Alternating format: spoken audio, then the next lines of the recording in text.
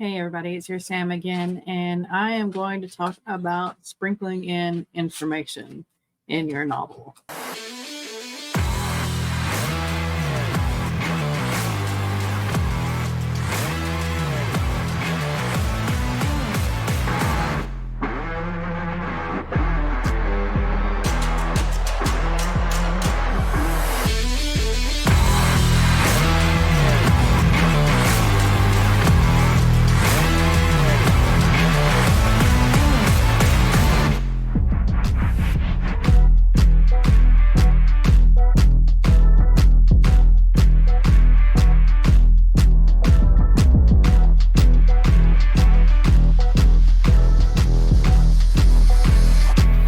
As a lot of you know, I am by no means an expert writer, but I want to share what I can with you.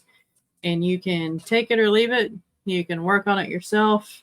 You can try your own things that are inspired by something that I say. This is exactly the same with world building and sprinkling out information in your novel. Now, I write fantasy and I write romance and I write romantasy. In my fantasies, there is a ton of information that I can share. I have complete book Bibles that are in 3-ring binders or take up a lot of space on my drives. So how do I take all that information that I've made up, that I've built into my world, and share it with my reader? Half of the stuff I don't. Why? It's not relevant to the actual story. Yeah, it might be in future books in, a series. It might be in the back of my head so that I can formulate the theme just perfect, or it's just not there. It's not going to be there. It's something I made up that is useless. The things that I do share are as the reader and the characters learn about them. I'm going to be using my book, I'm No Hero, for example, which is up on Ream if y'all want to take a read. The first 3 chapters are free to the public. The next 3 chapters, or maybe 4 chapters after that, you have to follow me on Ream, and then after that, you have to join a tier. But you can actually see what I'm talking about, at least in those first 7 chapters. My hero, Natasha, is from a very small village. She doesn't know everything about the world. She's read a lot about it. She's heard a lot about it from other adventurers and things, because her small town is somewhat of a trading stop for her area. And she learns things through that. The reader starts out not knowing as much as Natasha knows. And that's okay. Because as Natasha goes on her adventures, she encounters some of these things that she knows and some of the things that she doesn't, and she learns as the reader does. That is how you sprinkle out your entire world, your entire huge collection of information into your novel. As the character moves through the story, so does the reader. And therefore, as your character learns about stuff, so does your reader. And you keep that information to what the reader needs to know and what the character is interacting with. For instance, the capital in and of itself, which Natasha has to travel to in order to gain her title as hero and begin the quest, she's never been there. She doesn't know anything about it. She's heard some things about it. She's heard that it's this wonderful place where there's no racism. Everybody's welcome. It's thriving and bustling, and people can make money, and there's a ton of people there, which is one of her fears, the ton of people. She doesn't want to deal with that many people, but she has to go. That information that I just shared with you, the reader kind of learns as Natasha is progressing towards the capital. You see her anxiety about the people, about being in a new place, about meeting new people, about being the hero. And as soon as she gets to the capital, yeah, there's some description, but it's only what Natasha sees and what she's traveling through that the reader learns. So in that case, everything that the reader knows is what Natasha knows. and what Natasha is experiencing at that moment in time in the book. I could have went in and told you the square footage of the city. I could have told you how many buildings there were, what the actual populace was, down to the smallest newborn baby. I could have told you when it was built back in what era, and the era that came after that, and the era that came after that. But I didn't. It's focused on what Natasha sees, and that's it. You get a little bit more as Natasha travels through the capital, and you get a little bit more when Natasha comes back from a quest and it's from the other side of the capital, and she's coming in from the opposite path, the opposite road. And that is how you sprinkle in, because the next quest that Natasha comes in on the opposite road in doesn't happen for about 3 more chapters.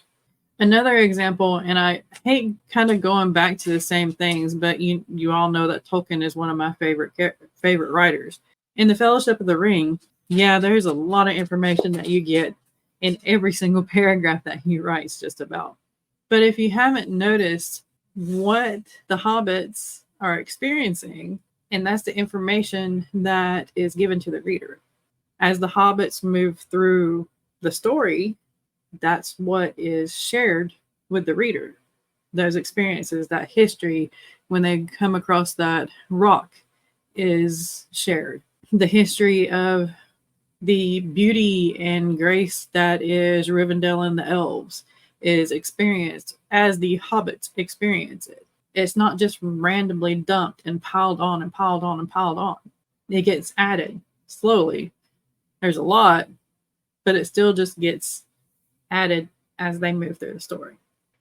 That's one way you can keep yourself from info dumping, is keeping it relevant to what the character or your point of view in that chapter is dealing with. If your story is more about the plot than the character, then you can still do the same thing. You can keep all the information that is relevant to the reader at that point in the plot. Imagine it like a circle. Person can only see 8 feet away.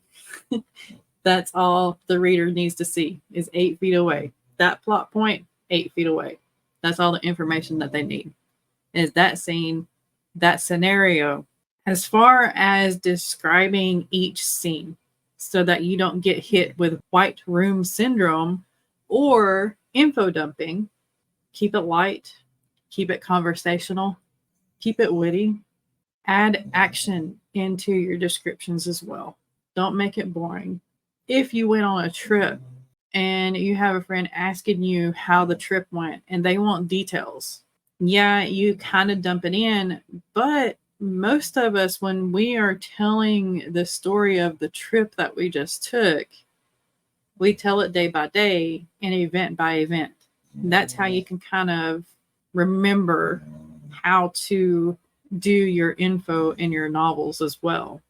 Imagine that the scene you're describing to your friend, like you just had the trip, and you want to describe a cathedral that you went to. When their eyes start glazing over, you know to reel it back in.